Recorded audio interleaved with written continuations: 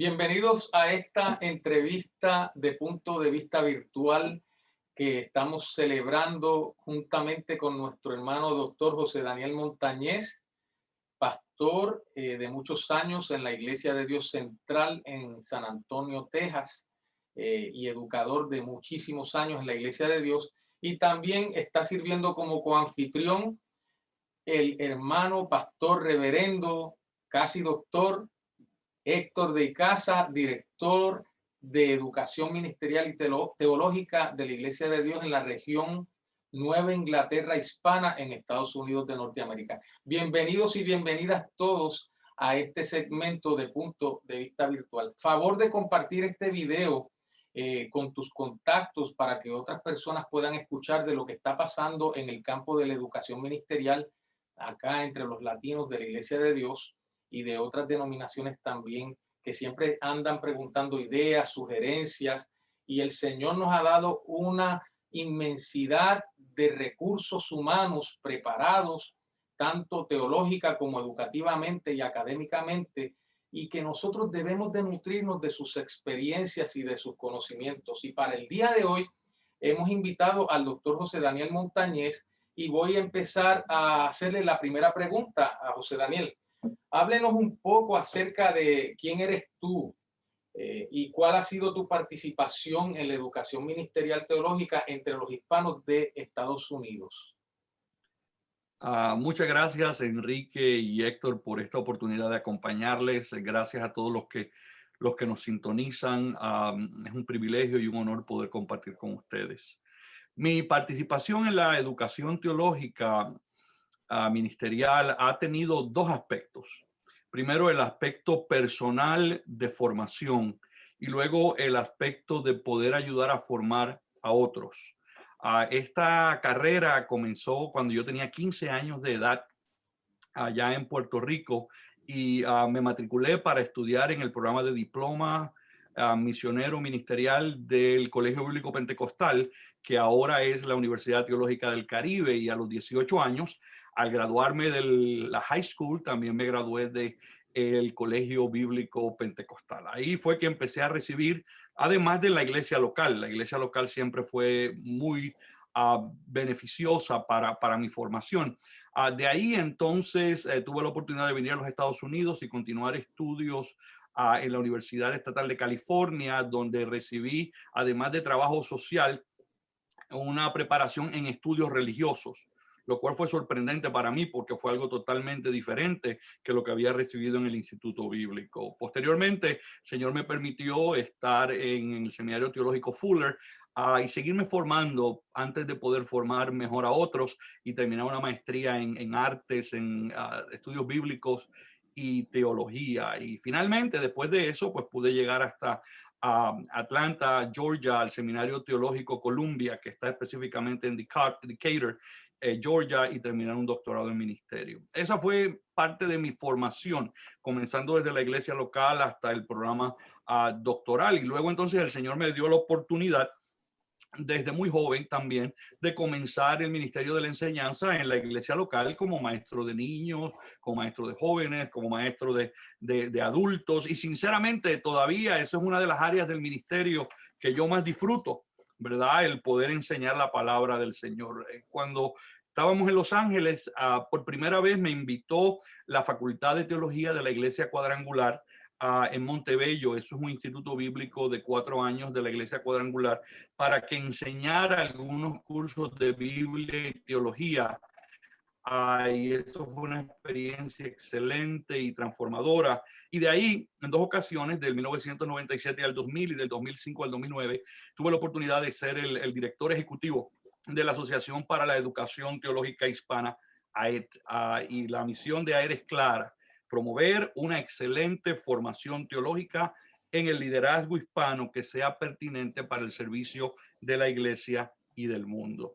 Luego, en el año 2000, tuve la oportunidad, la Iglesia de Dios me dio la oportunidad de servir como presidente del Instituto Ministerial Hispano, y más recientemente he servido como profesor o como instructor invitado del Seminario Teológico Gordon Conwell en su programa hispano de maestría. Y hace 10 años fundamos y coordinamos el Centro de Estudios Bíblicos y Ministerios, un instituto a nivel de la Iglesia de Dios aquí en el área, bueno, interdenominacional, aquí en el área de San Antonio. Así que primero he sido formado y en el proceso he seguido siendo formado y Dios me ha dado la oportunidad de ayudar en la formación bíblico-teológica ministerial en varios aspectos.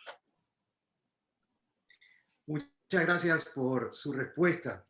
Entendiendo que en su contexto ministerial, en este caso la pastoral, pero también ha estado involucrado como profesor y como presidente de una institución teológica, y siendo la iglesia local el semillero de estudiantes para el ministerio y también aquellos ministros emergentes. ¿Qué entiende usted que pueden o deben hacer los pastores en sus iglesias locales para que los laicos puedan tener mayor disposición de incorporarse a los estudios ministeriales y posteriormente desarrollen el ministerio?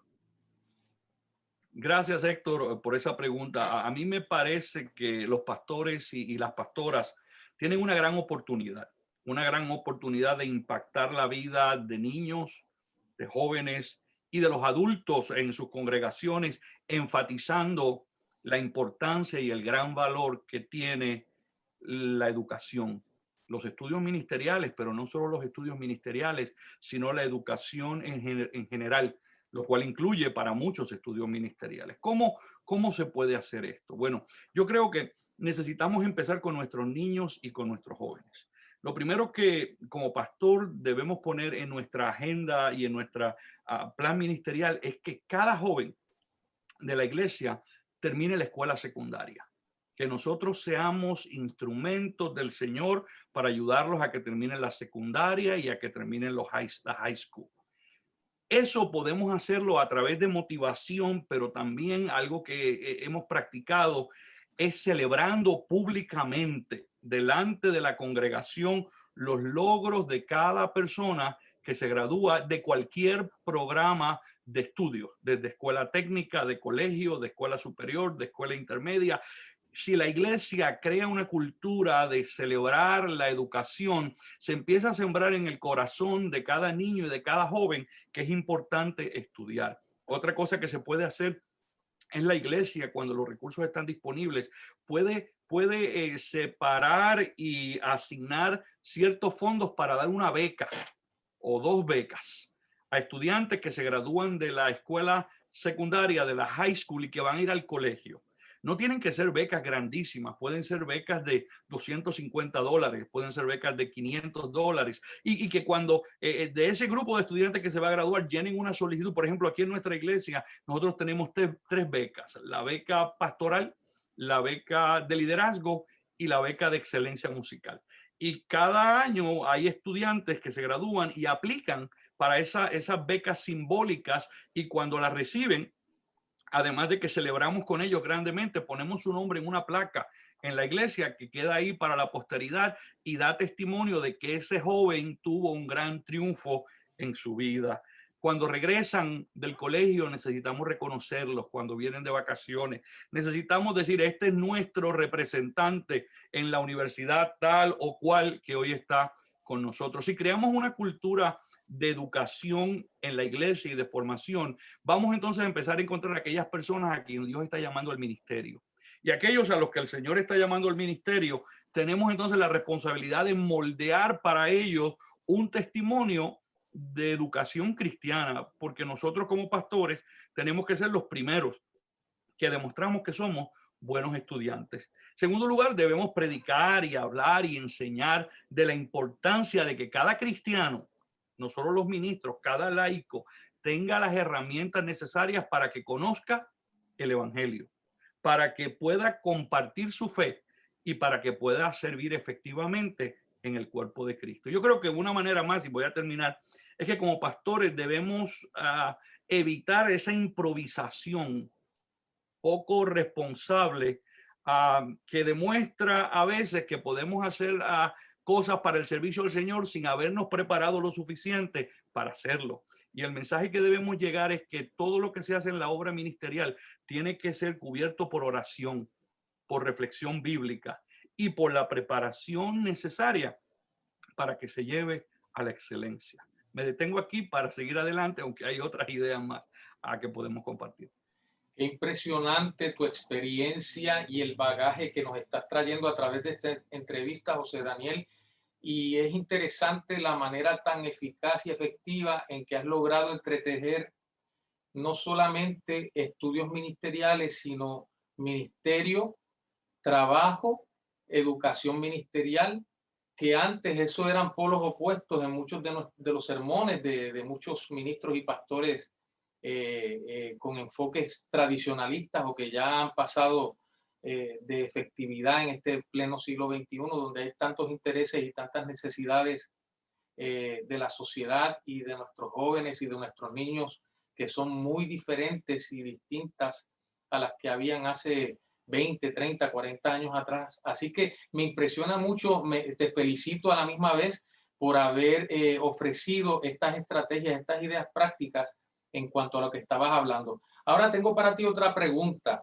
¿Podrías ofrecernos orientación sobre el aspecto de legitimidad, seriedad y formalidad, que son elementos de calidad educativa, versus programas que lo que persiguen son fines de lucro y hasta que a veces se aprovechan de los alumnos y del profesorado? Parece una pregunta un poco conflictiva, pero es a base de las realidades que se han observado en diferentes contextos y funcionamientos de entidades educativas.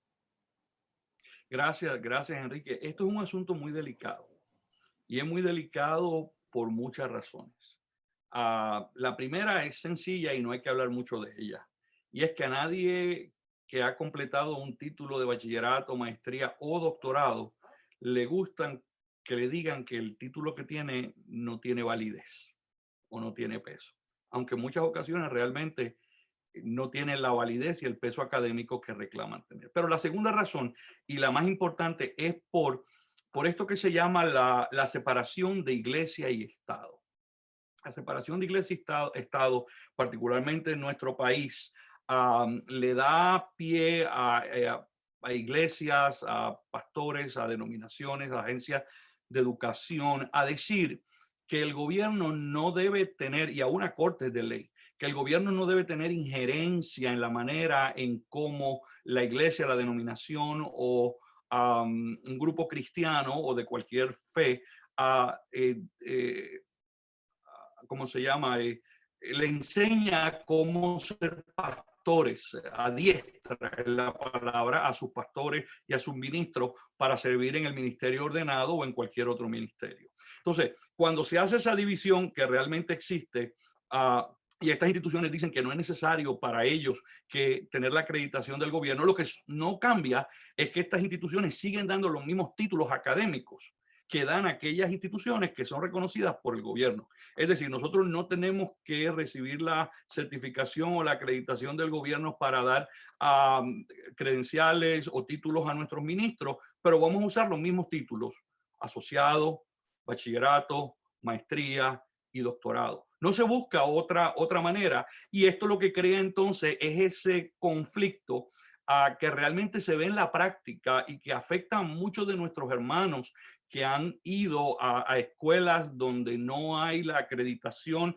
o la certificación y reciben bachilleratos y reciben maestrías, y cuando salen al mundo real, no solo el mundo eclesiástico, al mundo real, y tratan de continuar sus estudios, entonces se dan cuenta que lo que tienen no es aceptable y no es válido. Por supuesto, cada experiencia de estudio, si es genuina y si es bien cimentada, vale la pena recibirla, aunque no sea para un título académico. Yo creo que la demostración más clara de eso son los institutos bíblicos. Los institutos bíblicos no tienen que dar títulos académicos para afirmar su valor y la aportación que hacen al cuerpo de Cristo. Pero lo que sucede entonces es que cuando se empiezan a dar títulos y se cobra por títulos que no tienen la acreditación y se lleva el mismo nombre de aquellos que son acreditados, entonces existe primero un proceso de engaño y luego un proceso de decepción, porque el que lo recibe cree que tiene algo legítimo y cuando trata de usarlo para seguir adelante, no lo consigue. La segunda parte de esto, Enrique y Héctor, es todavía un poquito más compleja, porque a estas escuelas que se aprovechan de la gente y dan títulos académicos sin tener la acreditación, se le llama acá en Estados Unidos diploma mills o molinos de diploma. Pero lo que ha sucedido ahora es que no solamente hay molinos de diploma, sino que hay molinos de agencias acreditadoras.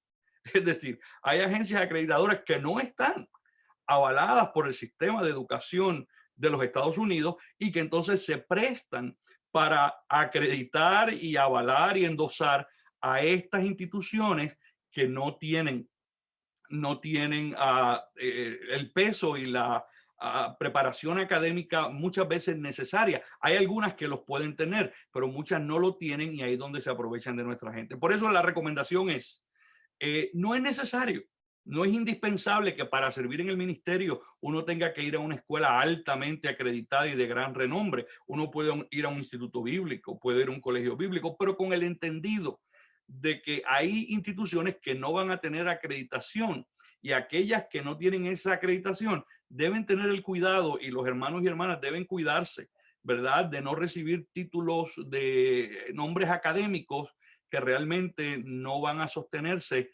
en la realidad del mundo académico afuera. No sé si eso contesta la pregunta, pero esa es la realidad con la que estamos, y el pueblo hispano es uno de las presas más fáciles, ¿verdad? Porque le ofrecen un título de doctorado en filosofía, un título de maestría en divinidad. Y mire, cuando algo parece que es muy fácil y muy barato, es muy posible que es falso. Así que asesórese bien y si quiere servir al Señor y prepararse mejor para seguir estudiando después, trate de hacerlo por los caminos que tienen acreditación y credibilidad. Su respuesta me parece muy atinada y muy importante para todo el cuerpo de Jesucristo. Y veo que también tiene una perspectiva de relevancia, ya que toca algunos aspectos actuales. Y es por eso que procurando que nuestros programas ministeriales sean aún más relevantes, ¿entiende usted que hay alguna o algunas áreas en las cuales nuestros programas ministeriales pudiesen ser más relevantes para que nuestros ministros o ministras alcancen las necesidades y exigencias de nuestro mundo actual, nuestro mundo del siglo XXI? Bueno, yo creo que la pregunta es cómo hacer nuestros programas más relevantes, ¿verdad? Eso es lo que yo entiendo. Está muy bien diseñada. Nuestros programas hispanos de formación bíblico, teológica, ministerial han sido bastante efectivos por muchos años, por muchas décadas. Lamentablemente algunos no tienen la duración que quisiéramos ver que tuvieran, pero han demostrado bastante efectividad dentro de nuestro pueblo para preparar gente para servir al Señor. Y por eso hay que darle gloria al Señor. Pero estamos en un tiempo nuevo, estamos en un tiempo de cambio. Hemos visto cómo las cosas han cambiado en los pasados 8 meses y aún antes de eso los sinnúmero de cambios que hemos vivido. Yo creo que para que un programa sea efectivo y relevante, para que nuestros programas lo sean, deben tratar de mantenerse como movimientos y no volverse instituciones. Porque en el momento que ese instituto bíblico o que esa experiencia de 2 o 3 años donde los hermanos se reúnen y vienen entusiasmados, se vuelve una institución, entonces la volvemos rígida. Si fuera posible que las instituciones no fueran rígidas, sería maravillosa y sería excelente. Yo creo que nuestros programas, aunque lleguen a ser instituciones, porque eventualmente eso es casi inevitable, deben mantener la disposición de renovarse, de cambiar. Tenemos que estar dispuestos a cambiar y a transformar. Eso significa cambiar nuestro currículum, que no pueden estar escritos en piedra. Significa motivar a nuestra facultad para que se actualice y se prepare más. Cambiar los libros de texto. Hay veces que en nuestras instituciones de educación cristiana, en la iglesia, se usan libros de historia y libros de teología que son de los años 50. Y mucho ha pasado desde los años 50 hasta ahora. Para nosotros ser relevantes y para nosotros poder a tener efectividad. Necesitamos estar dispuestos al cambio, a los cambios didácticos, a los métodos de enseñanza. En segundo lugar, yo creo que nuestra enseñanza debe estar cimentada en Cristo primero, pero luego debe estar cimentada en las necesidades de la iglesia, lo que la gente necesita. Porque por la iglesia me refiero al pueblo de Dios. O sea, nuestras raíces tienen que estar en medio, no puede venir de arriba lo que queremos hacer con la gente abajo, sino que de abajo tiene que surgir lo que la gente necesita, que los que estamos trabajando con ellos podamos hacer. Por eso es importante que respondamos para ser relevantes a sus necesidades, a sus desafíos, a sus sueños. ¿Cuáles son las esperanzas, las necesidades de nuestro pueblo y de nuestra iglesia? Y ahí deben estar nuestros programas de educación teológica. Y finalmente debemos fomentar, y a lo mejor hablamos más de esto después, la cross-fertilización. Eso significa que hombres y mujeres dentro del cuerpo de Cristo, aunque sean parte de otros campamentos diferentes al nuestro, puedan venir y hacer su contribución y a la misma vez apelar a las nuevas generaciones. Tenemos que enfocarnos en alcanzar las nuevas generaciones. Y termino diciendo que para hacer eso tenemos que dar el brinco del español al Spanglish y eventualmente al inglés. Porque si queremos retener a nuestros hijos, a nuestros nietos y a nuestros bisnietos en nuestros programas de educación, vamos a darle la misma enseñanza, pero va a tener que ser en otro idioma, en el idioma inglés. Estoy muy de acuerdo con todo lo que has dicho, José Daniel. Particularmente aquí en Ministerios Educacionales Hispanos nos hemos dado la tarea en estos pasados meses de revitalizar y revisar lo que hemos tenido como currículo por algunos años y tomando en consideración las nuevas necesidades e intereses de la generación milenial y tal vez la generación también Z, que son adolescentes y algunos jóvenes. Y luego proyectándonos para poder impactar efectivamente a la generación alfa, que son más niños todavía, pero que a veces se declara de que tenemos programas para los niños y realmente pues lo que yo he observado en muchos contextos y comunidades de fe es que no hay nada estructurado para poderlos impactar a ellos y formarlos con unos buenos fundamentos de doctrina cristiana evangélica pentecostal de la palabra de Dios. Y entonces tú hablaste de una expresión acerca como enlazar con otros, aunque no sean de nuestra misma confesión denominacional. Y aquí va la pregunta número 5. Como pastor y educador, tú siempre has tratado de servir como puente de enlace con otras agencias e instituciones de la comunidad. ¿Cómo se puede lograr ese nivel de colaboración con otras agencias sociales, religiosas y educativas? Y si podrían mencionarnos algunos ejemplos concretos, nombres y ejemplos prácticos de cómo poder colaborar con nuestros institutos bíblicos. Ejemplo de esto es lo que me habías mencionado anteriormente en una conversación que sostuvimos nosotros acerca del acceso a las bibliotecas, como un ejemplo práctico. Gracias, Enrique. Yo creo que esto es un asunto que tiene su base en las Escrituras. Cuando Jesús estaba con sus discípulos y Jesús andaba haciendo milagros y sanando, encontraron a alguien, me parece que es en Marcos capítulo 9, los versos 38 al 40, donde dice Juan que él lo encontró y cuando lo vieron estaba echando demonios fuera en el nombre de Jesús y como no le seguía, no era de los de ellos, le prohibieron que lo siguiera haciendo. A respuesta de esto, Jesús reprendió a Juan y a los discípulos y le dijo, no se lo prohíban, porque ninguno que hace un milagro en mi nombre puede decir mal de mí, porque el que no está con nosotros, por nosotros es. El cuerpo de Cristo es muy amplio, el cuerpo de Cristo es muy diverso. Si algo yo he aprendido desde muchos años y sigo aprendiendo cada día, es que lo que nosotros tratamos de hacer, ya alguien lo está haciendo. Y es muy posible que alguien ya lo hizo anteriormente en la historia. Y nosotros muchas veces queremos ser los protagonistas y los inventores de algo que ya está funcionando o que ya se trató y no funcionó. Y entonces nosotros no buscamos esos lugares, esos espacios, o debemos buscar esos lugares y esos espacios donde ya se están dando trabajos y labores, proyectos similares a lo que nosotros ya estamos teniendo. En nuestras comunidades hay colegios y hay universidades de muchas denominaciones, muchas de las universidades privadas que están en cada pueblo, en cada estado, en cada ciudad, tienen conexión con algún tipo de denominación. Y muchas de estas universidades tienen bibliotecas, que esto fue lo que hablamos, tienen bibliotecas excelentes, ¿verdad? Y eso pasa aquí en San Antonio, aún en las universidades católicas hay bibliotecas excelentísimas en el área de Dallas, en el área de Chicago, en el área de Nueva York, en el área de Los Ángeles.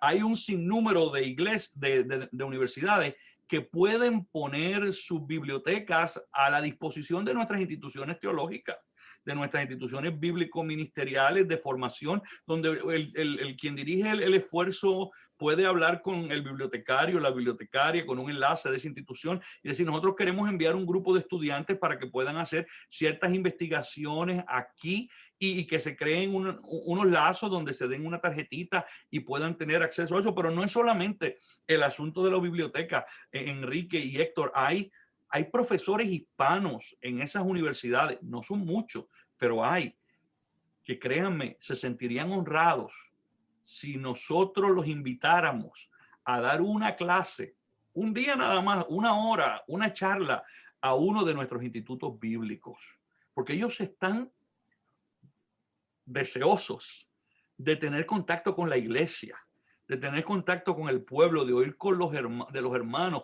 de ver la vitalidad, de ver cómo este movimiento pentecostal está tan efervescente y están creciendo. Y ellos quieren salir de allá de su torre de marfil, pero tenemos que invitarlos.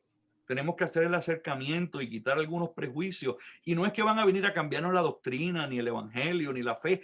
En el área donde ellos son expertos, vamos a invitarlos para que si es Antiguo Testamento, díganos algo del libro de los jueces, ¿verdad? Si es de Nuevo Testamento, díganos algo del libro de los Hechos. Bueno, ustedes saben. Si es, también, hoy en día con el asunto del Zoom, es muy accesible el poder traer a nuestros institutos bíblicos maestros de cualquier lado. Por ejemplo, yo quisiera invitar en algún momento a Enrique y a ti, Héctor, a que nos den una clase desde donde ustedes están en el Centro de Estudios Bíblicos y Ministerios, aquí en San Antonio, a través de Zoom. Eso lo puede hacer cualquier institución. Podemos conseguir a muchos de nuestros mejores líderes dentro de la iglesia y de la denominación que nos ayuden por un trimestre o por 2 o 3 cursos a enriquecer con material nuevo y con nuevas experiencias refrescantes a nuestras instituciones bíblicas y teológicas. Hay que crear lazos, hay que crear puentes y finalmente yo creo que los que tienen el poder de hacerlo en las iglesias, en sus distritos, en sus comunidades, deben hacer convocatorias, invitar a pastores de otras denominaciones, invitar a los que tienen otro instituto bíblico, a los que enseñan en algún colegio y sentarse todos juntos para hablar de las necesidades del pueblo en la educación teológica, ministerial, hispana y bíblica. Y de ahí salir con proyectos, con planes para servir mejor a nuestra comunidad. Finalizo ahora sí, diciendo que ya existe eso, se los decía, la Asociación para la Educación Teológica, AET, es una de esas instituciones. Y los institutos bíblicos, existe un proyecto que se llama RedNet, que es un network, son redes de institutos bíblicos que colaboran unos con otros y reciben guianza y dirección. Vamos a buscar lo que hay allá afuera porque Dios está obrando de muchas formas y maneras. Qué importante es el conocimiento que hasta este momento nos ha estado brindando doctor José Daniel Montañez. Me parece muy importante porque son recursos que están a la mano y que en ocasiones no los aprovechamos. Desde una perspectiva de liderazgo eclesial, ¿hacia dónde entiende usted debe apuntar la educación ministerial? Bueno, esa es una muy buena pregunta, una pregunta muy amplia. Yo creo que definitivamente no debemos apuntar al pasado. Y no debemos simplemente concentrarnos en el presente. Nuestra mirada desde el presente debe estar puesta en el futuro, Pero es necesario, me parece a mí, que nosotros los líderes de la iglesia y del ministerio levantemos una voz profética muy fuerte dentro del pueblo pentecostal y dentro de todo el movimiento cristiano, que diga: mi pueblo perece por falta de conocimiento. Hoy en día da mucho dolor ver a veces las repeticiones que se dan continuamente en algunos ministerios, porque no hay de dónde conseguir los recursos para renovarse, o no se accesan esos recursos para renovar la mente, el espíritu y el alma. Qué pena que un instituto bíblico tenga que usar un prontuario, un sílabus que usaba hace 8 años para dar una clase el día de hoy, cuando eso debe ser renovado, eso debe ser bueno. La voz profética tiene que ser: la educación no es en contra de la fe. La educación y la fe van de la mano. Nuestra fe puede ser una fe pensante, puede ser una fe que se articula y que se enseña, y con ese mensaje cambiar las ideas, tratar de cambiar las ideas y los paradigmas, proyectándonos hacia el futuro. Y en segundo lugar, tener la disposición de hacer más preguntas que tener respuestas. Porque muchas veces pensamos que nos las sabemos todo, ¿verdad? Y los que somos papás sabemos que cuando nuestros hijos vienen con algo, nosotros ya tenemos lo que le vamos a decir. Y a veces como pastores y como educadores hacemos lo mismo. Pero yo creo que una cosa que debemos desarrollar es la capacidad de escuchar las preguntas y de nosotros mismos hacer más preguntas para encontrar qué es lo que el pueblo necesita, cuál es la urgencia, cuáles son los desafíos, y al escuchar entonces nosotros lo que el pueblo y la necesidad y los sueños que se comparten, entonces juntos mirar al futuro y crear programas innovadores, transformadores, que sean relevantes y que atraigan a todas esas generaciones que Enrique mencionó, porque ellos son los que van a llevar la obra del Señor adelante, ahora y cuando nosotros no estemos. Voy a terminar diciendo que en una conferencia reciente, porque hablamos de cross-fertilización, el doctor Luis Rivera Rodríguez dice que hay ciertas áreas en las que debemos equipar a los líderes con conocimientos y destreza. Y esa la voy a leer porque con esto voy a cerrar. Él dice que debemos apuntar, equipar a nuestros líderes primero para discernir hábilmente dilemas éticos en la iglesia y en la comunidad. Hay tantas situaciones de comportamiento, de orden, de desafío a lo que conocemos como ética. Necesitamos discernir hábilmente cuáles son esos dilemas éticos que está enfrentando la iglesia y la comunidad. Segundo, debemos navegar constructivamente en situaciones de conflicto. Tenemos que aprender a navegar el conflicto. La solución más fácil cuando hay conflicto es: salte que yo me quedo, o yo me salgo y tú te quedas. Los educadores de la palabra y de la teología y del ministerio debemos manejar mejor el conflicto, navegarlo y poder dialogar y trabajar unos con otros, a pesar de que en algunas cosas no estemos de acuerdo. Y finalmente él dice que tenemos que construir efectivamente alianzas, y de eso hablamos, entre organizaciones eclesiales, comunitarias, que procuren una vida abundante. Y eso de la vida abundante es más que el nombre de una iglesia. Eso ustedes que conocen acerca también de los escritos del doctor Stephen Covey, él habla acerca de la mentalidad de la abundancia. En la obra del Señor hay para todos. No tenemos que andar tratando de guardar nuestro pedacito del pay porque nos lo van a quitar. Pensemos abundantemente, pensemos como dice esa mentalidad abundante, y veremos que el futuro de las instituciones bíblicos teológicas hispanas es hermoso y es brillante. Pues bien, mis hermanos y mis hermanas, ahí lo tienen al doctor José Daniel Montañez, que ha sido un bagaje profundísimo de tantas experiencias, de tanta investigación que ha hecho. Me gusta porque José Daniel utiliza este método de investigación-acción y está poniendo en práctica en sí mismo y en su contexto como líder eclesiástico todo lo que nos ha ofrecido como alternativa estratégica. Así que agradecemos esta oportunidad, José Daniel, que nos has ofrecido en este día, Gracias. de poder escuchar tus experiencias, tu bagaje, tu liderazgo. Apreciamos mucho, en muy alto, admiramos muy altamente lo que Dios ha hecho contigo y con tu familia. Y agradecemos también la participación de nuestro coanfitrión, el doctor de Icaza, director regional de Educación Ministerial y Teológica de Nueva Inglaterra Hispana, y gracias a Dios por todas las gestiones que él está haciendo también allí. Sabemos que el tema de esta entrevista va a ser de edificación no solamente para el tiempo presente, sino también para las generaciones futuras. Hemos hablado en el día de hoy acerca de la legitimidad y relevancia en la educación ministerial desde una perspectiva de contexto ministerial práctico, a través de los labios de uno que ha sido educador y pastor. Gracias, José Daniel, de nuevo. Gracias a Héctor de Icaza y gracias a todos los que se han conectado con nosotros para este segmento de Punto de Vista Virtual. ¿Será que nos podrías hacer el honor, José Daniel, de despedir este segmento en una oración de empoderamiento para todos nosotros? Claro que sí. Poderoso Señor, a través de las edades tú has dirigido a tu pueblo en tu propósito, en tu plan, en tu misión.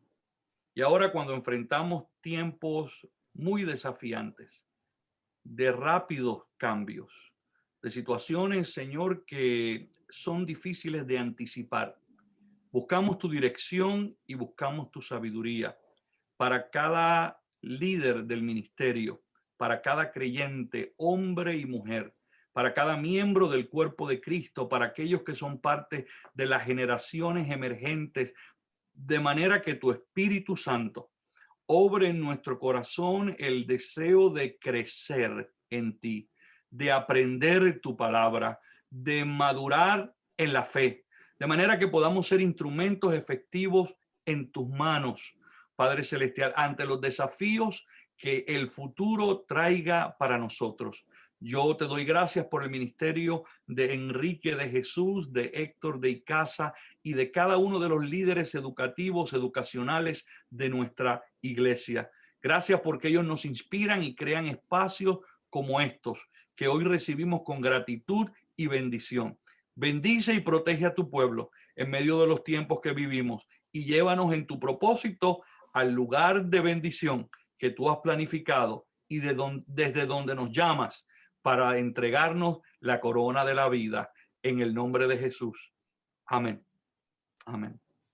Muchas gracias. Dios les bendiga.